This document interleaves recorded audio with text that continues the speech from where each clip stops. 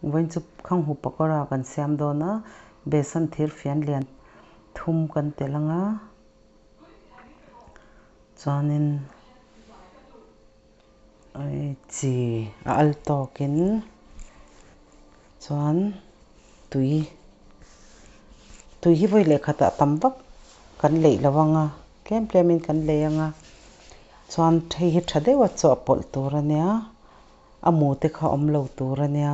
atui lutuk lo turania Khanghu chana turani wangin wang chuanin thatewa chaw tur ani tak mai hian kan chok panga ne tewin amu zong kha kan chok ke vekanga khal lutuk kin kan da longa tui lutukin kan ti lo bokanga apol tok om tur hi chu hriat ve me a hi kan Besan chaw po ti hianin thatewin kan choka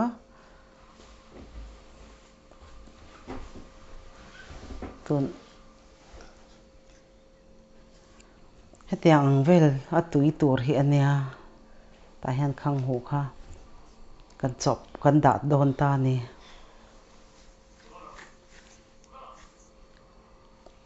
chuan Khanghu kan theia a kan na tur tel kan chuanganga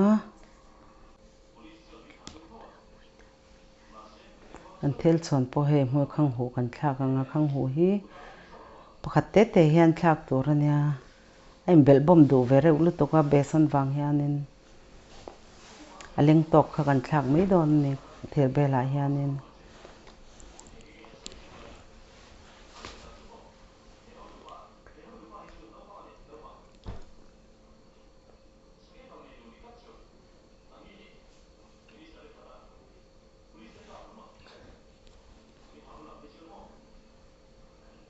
ti hian kan let thoi lawanga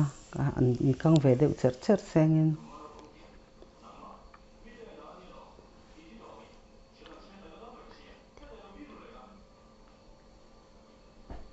arong te po hi lo nal to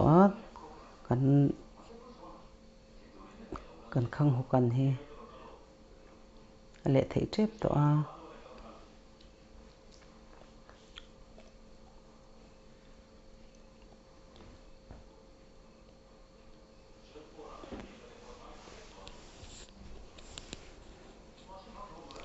thilmin hmalu tok hi ne vak lawa chuan ve deuh cher hi ngaia hei alo arong te po lo mawi ve to a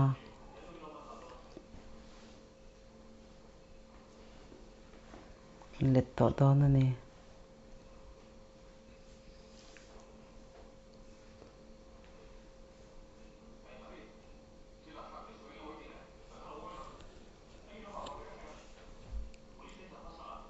ti hianin kan han chuang le deuh cher anga arong hi ron sen that huna aram om tok huna khanin kan chuak to mai don ani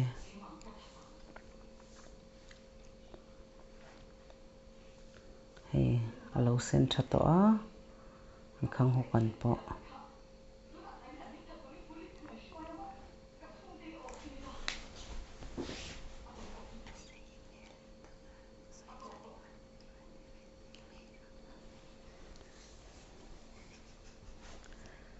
ama hi a se ang reng box se chaw vel the a boi thlak ve reuh lutuka thir ber hi lo lian tok lo nen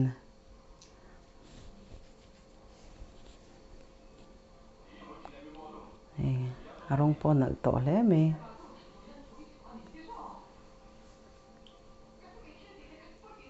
an chuak to don ani atui lutuka Khanghu Pakora hi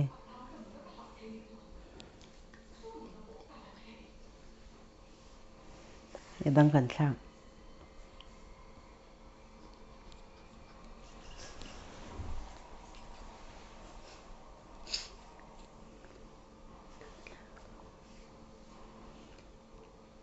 dang hi ka han kang le potang hei kalau thlak fu lawa ani deuh troi le ngala nui zu thlak ma a shep vel so chola har ro pui min lo hre thiam ram don nia Khanghu in zir lo ti to me ange ka thiam lo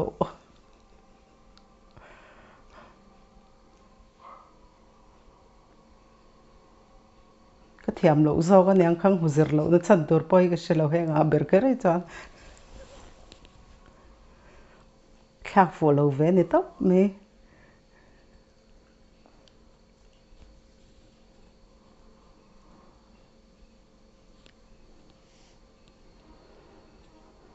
sok chak ta don ni lo sen moi to ba kai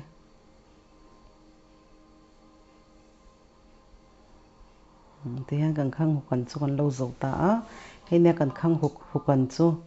pakora cần siam chu tụi em mà in lâu siam về đâu nè nha in đủ zong te nị cho nên mình lâu like sak ola mình lâu subscribe ola mình lâu share sak ton bọc nha hello me